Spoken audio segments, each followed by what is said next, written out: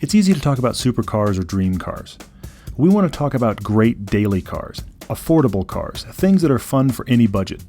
So after many years, I've made a dream car my daily car, a 2006 Lotus Elise. I wanted a clean title, I wanted a hardtop, I wanted a bright color. But it's not perfect. It gets dirty. It's had multiple owners and it has about 60,000 miles. I bought it for Great Canyon roads and time on the track, but I'm also driving it every day so I can share what happens when a corner-focused dream car becomes a daily reality. Two strange things out of the owner's manual. First off, the description of this E on the back glass. It has to do with Lotus winning the Queen's Award for Enterprise. It's the UK's top award for business performance. Cars up to 2007 were able to show this E on the back. It has nothing to do with the Elise, it has to do with Queen Elizabeth. The other surprising thing is the mention that if you drive this car through an automatic car wash, you void the warranty. So I'm 6'3", and the number one thing I get asked about this car is how do you fit? So instead of talking about it, I figure I probably should just show you. Obviously it's a tiny car, and you have to know how to do it.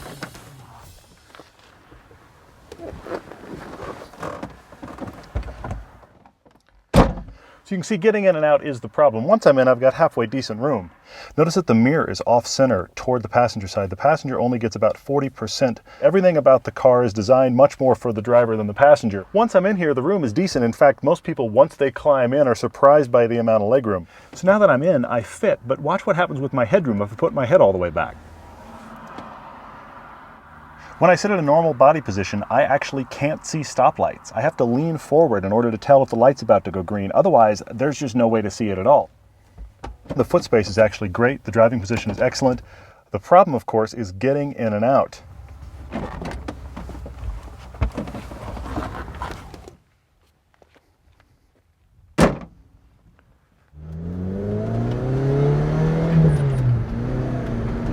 So, of course, this car isn't made for commuting, but that's life, isn't it? I mean, you have a car that you love and you have to just get places in it, and so you drive the car you have. And I kind of feel like you can look at that two ways. You can say, oh, it's a hassle, I get to commute in a car that isn't really made for commuting, or you can just revel in the fact that I can't believe I'm in this car in every situation. This car gets weird looks all the time because who does this? Now, luckily, when I commute down to Salt Lake, I rarely have to sit in stop and go traffic. So that is one thing that eases the difficulty of this car in a commute situation. I'm mostly moving. Now, there's stoplights and that kind of thing, but I'm not doing the LA 405 slog. I've done that. I just thankfully have never done it in a Lotus Elise and really wouldn't wish that on anyone.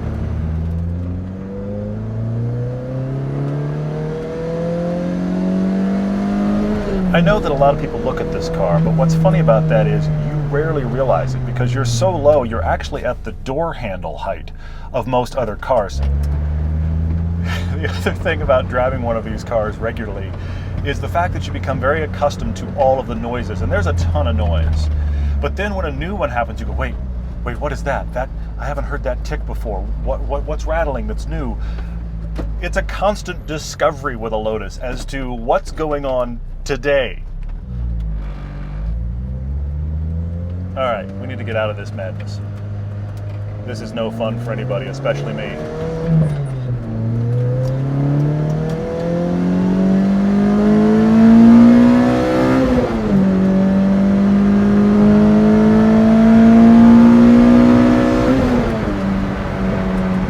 Now, luckily, this is a car with plenty of power once you get on second cam especially, so back in the days of the FRS, you had to be very strategic.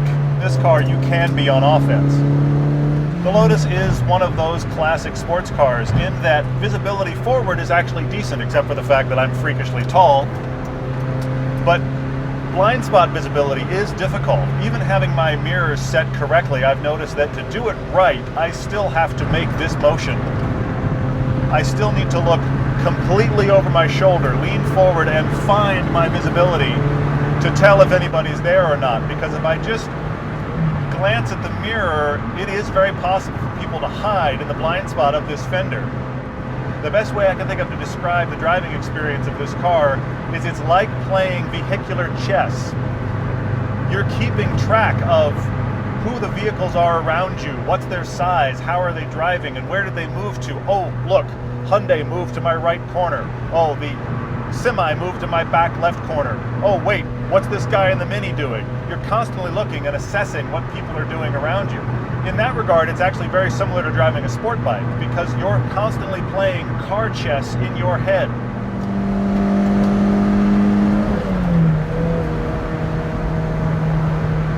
I'm going a little faster than I should. In this car, I'm kind of always going a little faster than I should. You're constantly driving this car where offense is your defense. You're placing yourself out of danger because you have no recourse if somebody just decides to be in your space.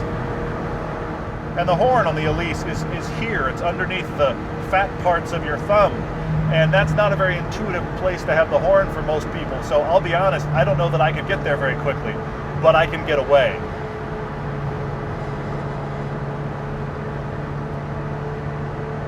One little surprise of a bright yellow Elise is that a good number of people, when you slink up behind them in the fast lane, will get out of the way.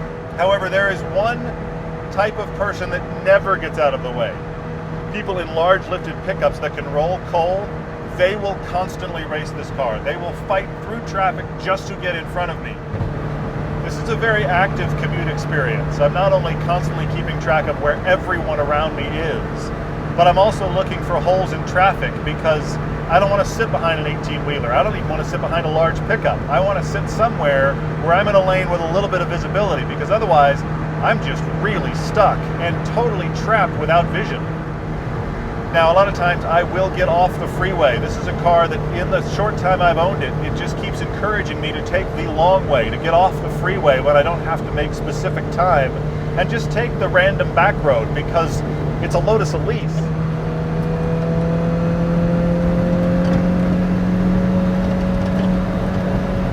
I am not doing 20.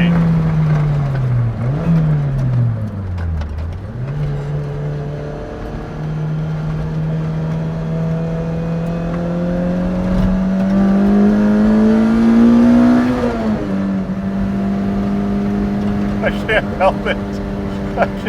I can't go slow on a road like this. I can't be nice and be an adult. I'm a child in this car.